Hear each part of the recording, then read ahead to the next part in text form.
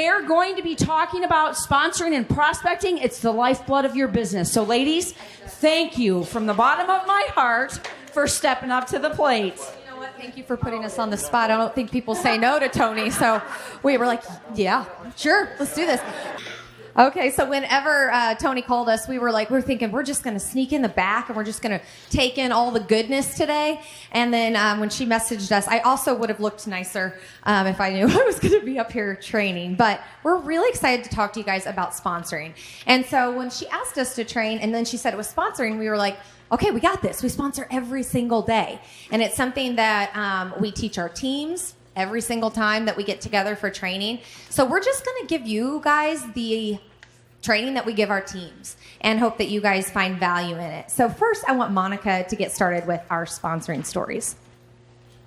Really quick, though. Last week we had a Super Saturday, and Jess came, and she was one of our featured speakers, and we had dinner afterwards, and I was like, you know, Amy, I think I'm going to go to that Super Sunday next Sunday and just slide under the radar and just sit, like she said, sit in the back, and no one will know we're there. I mean, you know, because showing up to these events, you go up, and I mean, I love to take in all the information I can, especially when we've got big top leaders coming in. So kudos to you guys for being here, seriously. We have big teams, and we still drove, 3 hours to get here just to listen to you guys and to be around you guys. So, yeah, kudos to you. Give yourself an applause. So anyway, a little bit about myself and my journey, quickly, briefly, because it's a big part of sponsoring. Little did the person who brought me on I was a customer back in 2014. She had painted a vision of Monet, of what it was like, what it could be. And I didn't really think a lot about it, other than I just wanted better hair, like a lot of us do. And one thing led to another, loved the products, and then I upgraded as a market partner. And little did she know, here I am with a 1.5-year-old on a couch, like trying to take care of a baby and other kids, and I needed it. She had no idea I needed it. And that was one of the most grateful things I'm so thankful for that. But like, when you guys are sponsoring people and when you are thinking about it with people, like you never know what people need. And it wasn't until a few months into it where I really got serious about my business. I had went to Grand Rapids. That was a huge event. I think turning point for a lot of us. It was our first corporate event. And I left that on the biggest high ever in my life. It was a 4-hour drive. I went by myself. I was like, I'm going to do this. If she says this is as good as it seems to be, she's making it out to be, I'm going to give it a go. So I did. And before that, I was little Miss Entrepreneur. I had an Etsy site. I'm a massage therapist. I was making hair bows. I was doing everything under the sun to make $1 just to bring in extra money. And I asked Amy if she would be willing to sell some of my hair bows in her salon. And she was like, oh, yeah, bring them on over. I'm like, sweet. So that was probably like 6 months before then. And I'm telling you this because Amy was on my dream team, and she didn't know it. And I didn't really know it. I just knew that she was going to be a part of my story. I'm like, I'm telling you, like, this girl I know. I didn't know that she needed it. I had no idea. But I remember that drive home from Grand Rapids. I'm like, all right, I'm going to grow a pair and go talk to her because I was so scared. And like Julianne said, you guys, you just got to do it. It's that fear. You just got to do it. You never know what's going to happen if you don't. And I did. And I went to talk to her. She's like, yeah, come on over. We'll talk about it. She had no idea what I was even doing. And I go in her salon, and here I am, working on my business and everything. And I see that little glass bucket of hair bows still up there on her shelf. And it was just like, I don't know what's going to happen, but something's about to happen. But with sponsoring, it's just like, you never know. You just never, ever know. And that's the importance of sponsoring, the lifeblood of your business and what it can do, not just customers, but bringing on people and just doing it. So I'm going to have her talk a little bit about whatever happens sponsoring after that. So I think it's awesome that Monica and I knew each other a little bit. I mean, we were in MOPS together. And like I said, she sold the bows in my salon. Well, when Monica came to me, I honestly thought she was a sales rep. I'm like, now she's a sales rep for hair products? What in the world? Because as a hairstylist, a salon owner, we get them all the time in our salon. I said, sure, bring your products on over. And what Monica didn't know at the time was 6 months previous to that, I was on my knees begging God for a lifeline. My husband was diagnosed with bipolar disorder. He is severely bipolar. And we had gone in severe debt. We had lost our home, and we lived now in an 1,800 square foot home with 4 kids and barely making ends meet. I was working 3 jobs, and I needed a lifeline desperately. And Monica asked me, I still didn't know at the time that it was the lifeline, but when she brought it to me, I fell in love with the product first. But within 6 months in this business with her, guys, it was the lifeline I had prayed for. She didn't know that. She had no idea. But it was the right timing. Somebody was up here and said, yeah, it's the right timing. God knows the right timing.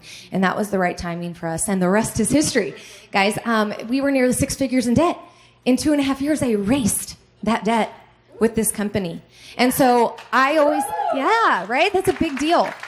And so we're going to talk more about how you guys need to think about how big this opportunity is. The very first time Tony Van Schoik came to our Meet Money, she came, it was an ice storm. Like hardly anyone came. I think like 3 people. And we were so embarrassed. But we were like, we are going to show her what we are made of. We are going to rock this Meet Money. So I'm doing all my product knowledge. I probably spent 30 minutes talking about every product from beginning to end. And afterwards, Monica and I thought we nailed it. We were like, we just nailed that Meet Money. Tony Van Schoik is going to be so proud of us. And we sat down with her afterwards and we were like, so what'd you think? She goes, it was all right. And we were like, what? Excuse me?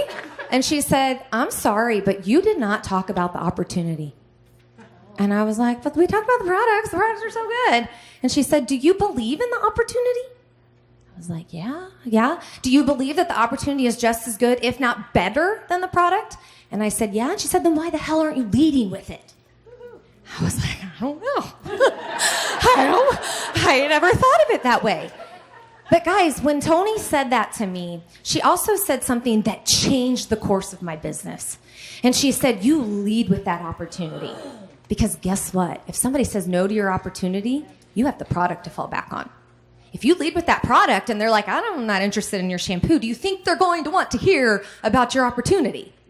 No. And do you know that it is so much harder for somebody to say no to you twice? Yeah. So you lead with that opportunity. You've planted that seed, and then you follow up with that product. That's a true story, by the way. We're going to talk a little bit about prejudging people. Don't prejudge people. The same thing with Amy and the same thing with me, sitting on a couch with a baby, not having an income. She did not prejudge me, and I'm so thankful for that. She didn't know I needed it. I didn't know that she desperately needed it, but I didn't prejudge. I was just so excited, just like you guys are. When you first enroll and you're so excited, you want to vomit on everyone and tell it. That's what you should be doing. You should be talking to everyone about the opportunity. And like she said, if you start with the product and then, they say no, it's harder for them to say yes to the opportunity. So if you're starting with the opportunity first, and that's exactly what I did, I think you have more better options and an outcome than just starting with the product. So sponsoring huge. Don't take the power away from those people.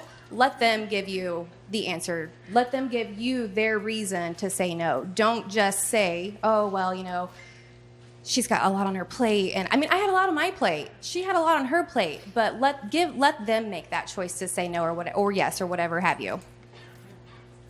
All right, guys, now they've said, at this point, you've reached out to people and you've let them know you have something. You're inviting them to an exposure, right? Now they've said, yes, I'm interested in hearing a little bit more about what you have to offer. Whose butt cheeks clench up when that moment happens? Nobody. Okay. Well, for me, that happened, and I'm like, no, what am I supposed to say now? And so we're going to talk about what we do. What is that next step when somebody says, all right, sure, give me what you got. I want to hear what you have to offer. I'm going to jump right into, no. You go ahead and do yours. Okay. We did this on the way. We wanted to make it good, but we had to take notes. So the next exposure, the biggest thing, have a third-party tool, whether that be a phone call, a 3-way call, a video, a document, something maybe even from the Connect app. You guys, that Connect app is the bomb because you know when they open it, you know when they see it, you get emails, texts. If you guys do not have the Connect app, you need that Connect app. So worth the investment. They need something that's going to validate everything that you've just given them. So typically my go-to thing is a 3-way call with my upline or someone with a similar situation. I've had 3-way calls with Jess, and she's not even on my team. She's amazing. Have that third-party tool. Yes, Monica also likes, like she was saying, the third-party tool of three-way calls. I am allergic to the phone. So whenever somebody wants to get on a phone call with me, I kind of avoid it at all costs. There's some people that they just really want to.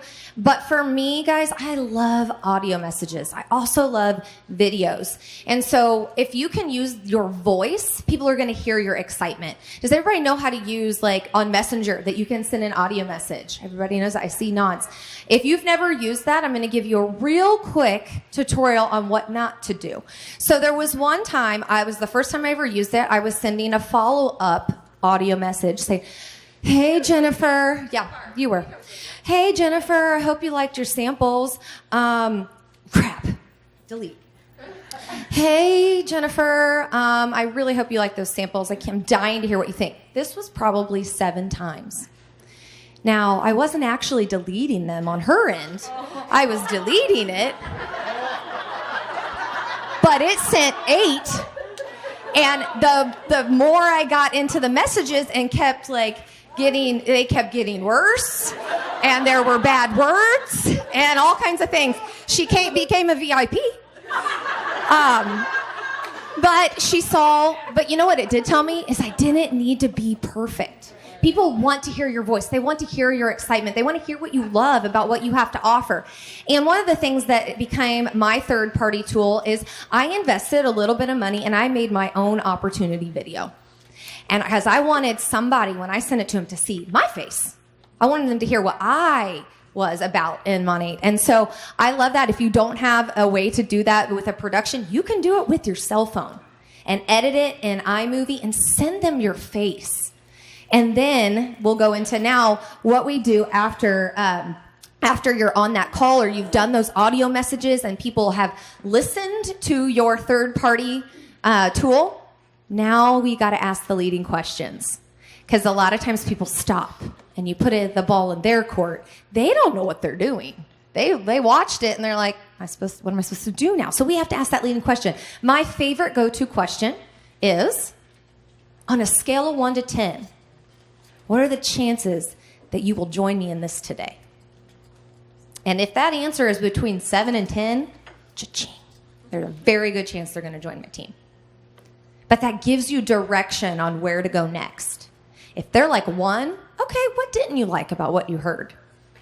What's pushing you away from this? But it's a leading question that continues the conversation. Monica has a favorite one too. My favorite go-to question, and again about the phone calls, hearing it in your voice instead. I will tell you, the back and forth text messaging, you just got to stop doing that. You got to pick up the phone. It's so important in this business. We did so many phone calls in the beginning, and they were so successful. Then I think we kind of got away from it, and we're just texting. I'm telling you guys, phone calls is where it's at. She's allergic to the phone, but you have other options.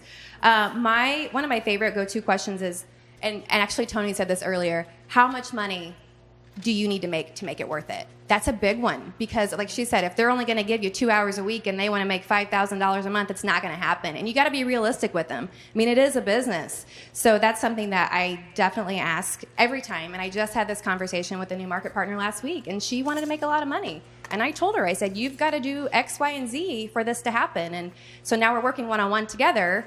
And it's good because now we're on the same page. Because if you're not on the same page, you're going to be just doing this crazy runaround cycle of like chasing tails, and it's just not going to work. So that's one of my favorite questions that I ask them.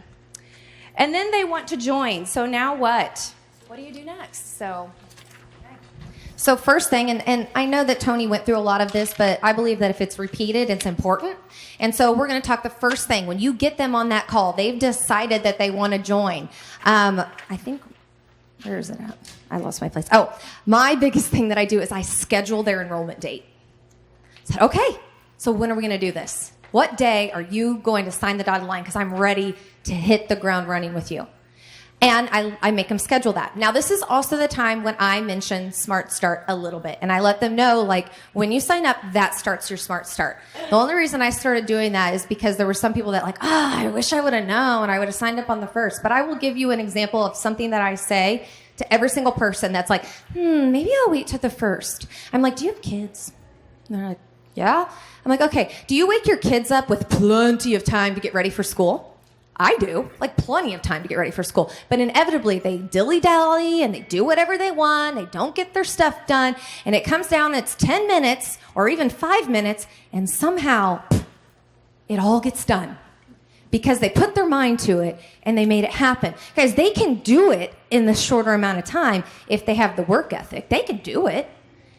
But we still need to let them know about that bigger time frame if they think they need it.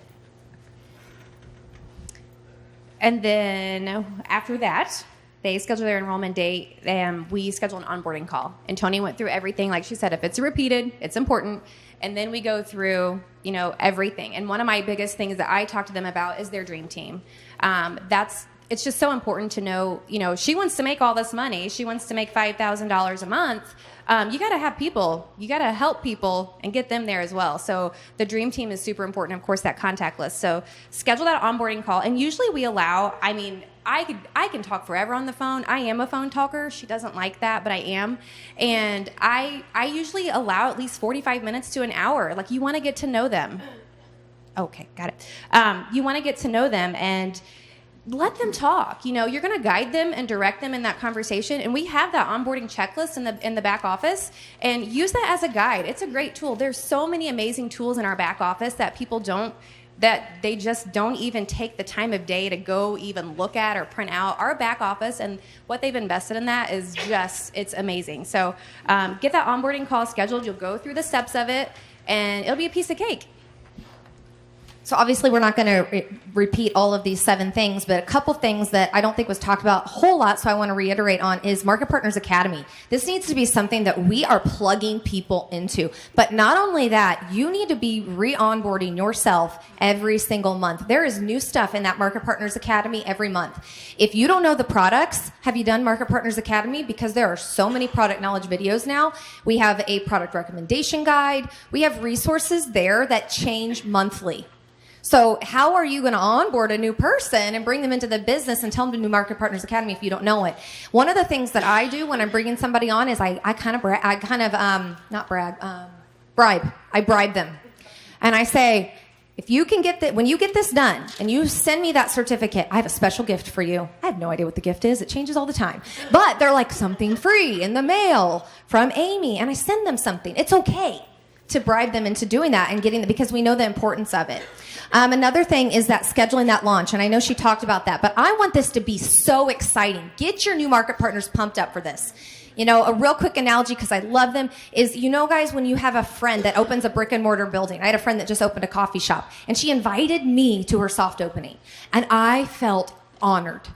I was like, oh my gosh, she wants me at her soft opening. She could have invited anybody. This is their soft opening. They're starting their business. Get them excited about it. Let them know the people you're inviting, it's an honor that they're even going to be there. So get them excited to do that. And then the last thing, talk about their whys and their goals. I know Monica had talked about that. Now let's talk about the ending of that first call. This is big for me. We were like, what's your top thing that you end the call with? Mine is, I ask permission to hold them accountable to what we just spoke about.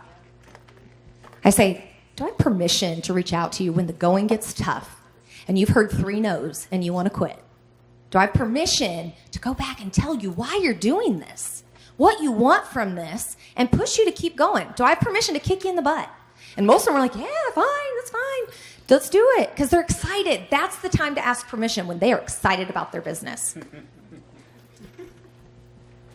And going with that as well, I ask them if they're okay being coachable. You have to be coachable to do this business, because some people get in the mindset of they know everything and they need to know everything first. No, we're going to get you started out the gate this way, but we'll coach you along through it. And then I stay connected with the new market partner. I say, you know what, you're in my back pocket until we're ready to get you moving on. And when you bring on people, they're in my back pocket too. We have to teach you duplication. So if you're bringing on a new market partner and they're ready to go and they're bringing on new market partners, they don't really know what to do with those new market partners. You have to teach them and help them. I know it can get overwhelming. I know it can get frustrating sometimes, but you have to do that and be there for them so they can duplicate what you're wanting them to duplicate. So it is your responsibility to teach them and to guide them. Can we do both? Okay.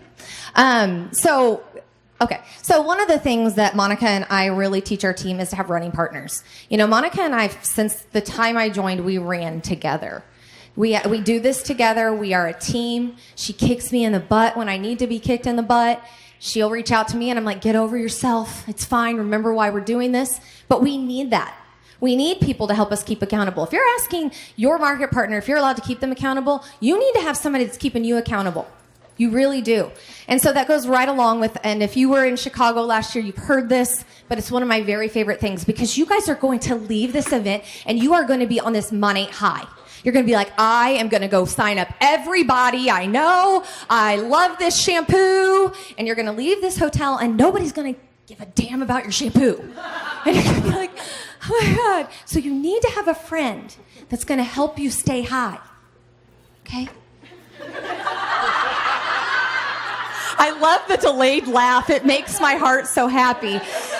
So guys, since I'm gonna go over 10 seconds and say it made my heart so happy to see scripture up in that presentation on a Sunday being here today. And so I just love the heart of our team, the heart of our community. We aren't even on the same teams. And we're here drawing alongside one another, being a huge family. And so we're cheering you on and loving you through this whole process. So we hope that you learned something today. Did you learn anything? Sponsoring? Okay, awesome. So thanks, Tony, for asking us.